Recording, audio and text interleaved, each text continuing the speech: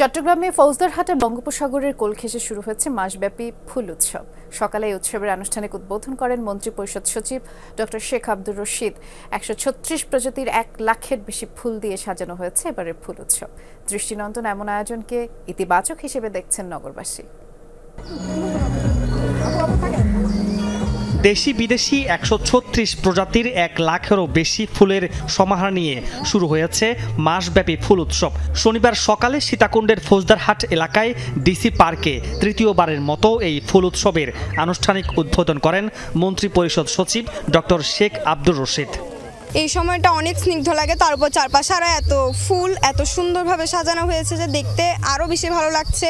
চট্টগ্রামের মানুষদের জন্য খুবই সৌভাগ্য যে এরকম একটা জায়গা বিনোদন।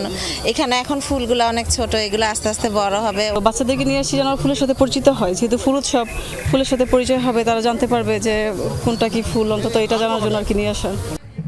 ব্যতিক্রমধর্মী এই ফুল উৎসব দেখতে ঢাকা সহ চট্টগ্রামের বিভিন্ন উপজেলা থেকে পরিবার পরিজন নিয়ে আসছেন দর্শনার্থীরা। পার্কটিতে রয়েছে ভাসমান ফুলের বাগান, দৃষ্টিনন্দন পানির ফোয়ারা এবং ঐতিহ্যবাহী গ্রামীণ মেলা। যারা ফুল খুব পছন্দ করে তাদের জন্য খুব আমেজিং একটা স্টেপ নিয়েছে, যেটা আমরা খুশি। আমি নিজেও ঢাকা থেকে এখানে ঘুরতে আসছি, অনেকগুলো ফুল দেখছি, জুইনগর পর্যন্ত দেখলাম।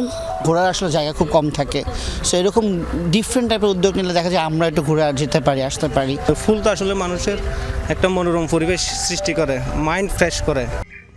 মানুষজন যাতে ফুলের রাজ্যে এসে ভালো সময় কাটাতে পারে সেজন্য এবার ভিন্ন আঙ্গিকে সাজানো হয়েছে এবারের ফুল উৎসব। এটি হবে আনন্দ, সংস্কৃতি এবং ঐতিহ্যের এক অপূর্ব সমাবেশ বলছেন আয়োজকরা। এই ধরনের উদ্যোগ যখন সকলে জানতে পারবে তখন তারাও একটা প্রতিযোগিতার মনোভাব নিয়ে এগিয়ে আসবেন। আশা করি যে এক্ষেত্রে তারাও উদ্ভাবনী শক্তি, সৃষ্টিশীলতা এগুলি পরিচয় দেবেন।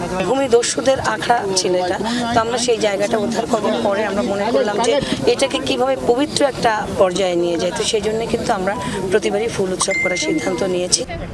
আগামী ৪ ফেব্রুয়ারি একটি মেগা কনসার্টের মাধ্যমে এই ফুল উৎসবের সমাপ্তি ঘোষণা করা হবে। মামুন রশিদ, যমুনা নিউজ, চট্টগ্রাম।